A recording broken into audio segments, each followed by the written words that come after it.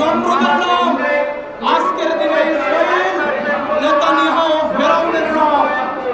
সারা পৃথিবীতে সভ্য দুনিয়াতে আজকে একটা জাতিকে ধ্বংস করার যে নির্লজ্জার আয়োজন হচ্ছে, আমরা ঘৃণা করি, আমরা ধিক্কার জানাই, প্রতিবাদ জানাই। বাংলাদেশের প্রান্ত থেকে, বাংলাদেশের 20 কোটি মানুষের পক্ষ থেকে ঘৃণা জানাই।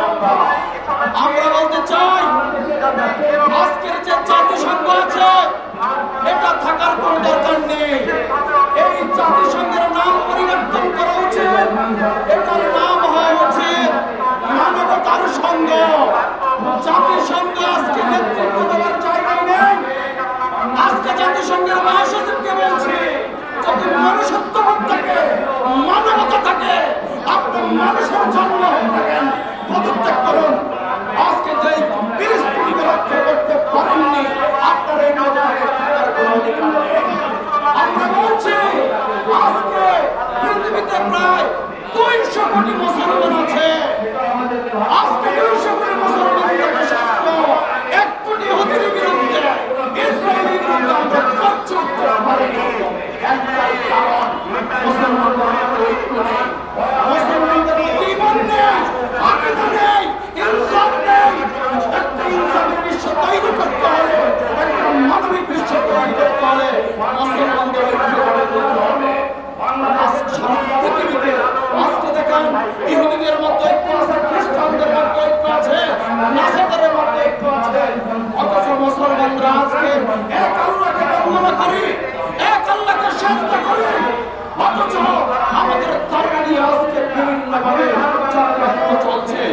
আজকে সিয়াসত বিভক্তি চলছে।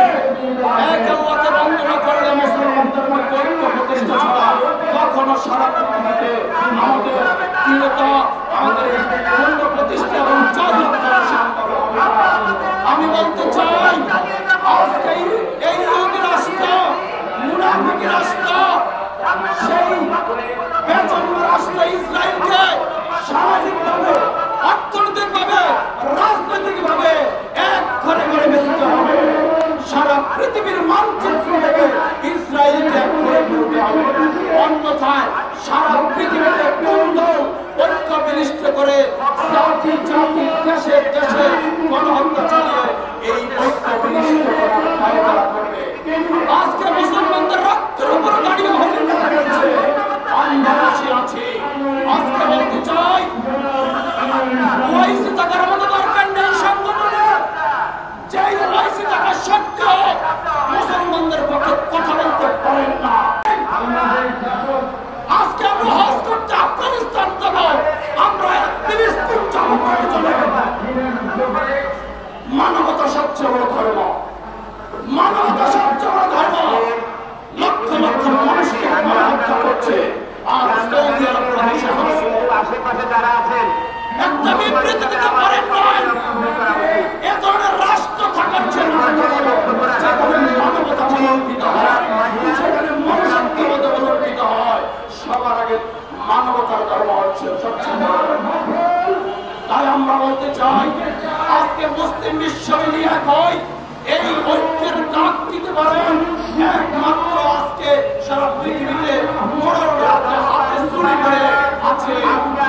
আজকে তারা ভূরাজনীতি, অর্থনৈতিক দ্বন্দ্ব, অর্থনৈতিক দ্বন্দ্বের কারণে তারা আজকে নেতৃত্ব দিতে অক্ষম। এ ধরনের মানবতার কথা বলেন, মানবিকতার কথা বলেন। আজকে সেই মানবিকতা আর মনুষ্যত্ববোধের কথা বলে আজকে ফিলিস্তিনি গণহত্যা হচ্ছে। 146টা রাষ্ট্র ফিলিস্তিনকে স্বাধীন রাষ্ট্র ঘোষণা দিয়েছে, ইউরোপের রাষ্ট্র দিয়েছে। জাতিসংঘের কাজটা কি? আমার ফিলিস্তিনি গণহত্যা হচ্ছে। এই জাতিসংঘ থামাতে পারছেন না। এই জাতিসংঘ থাকার প্রয়োজন নেই, জাতিসংঘের মহাসচিবের প্রয়োজন নেই। পদত্যাগের দাবি করছি, এখনই পদত্যাগ করুন। আজকে এই ডক্টর মোহাম্মদ ইউনূসের উদ্দেশ্য বলছি, আপনি উদ্যোগ নিন, মুসলিম বিশ্বের ঐক্য রাখেন।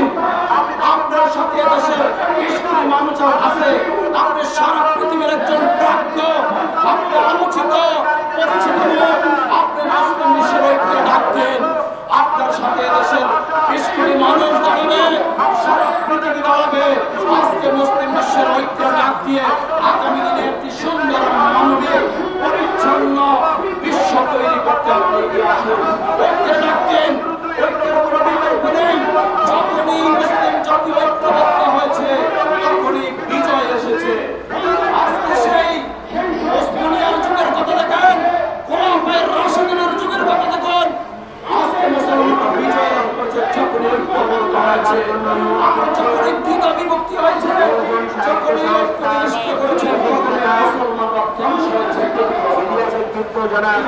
নেতানিয়াহুর উদ্দেশ্যে বলতে চাই, পৃথিবীতে অনেক জাতি আল্লাহ ধ্বংস করে দিয়েছেন, অনেক জাতিকে বিনষ্ট করে দিয়েছেন, পরিষ্কার করে দিয়েছেন।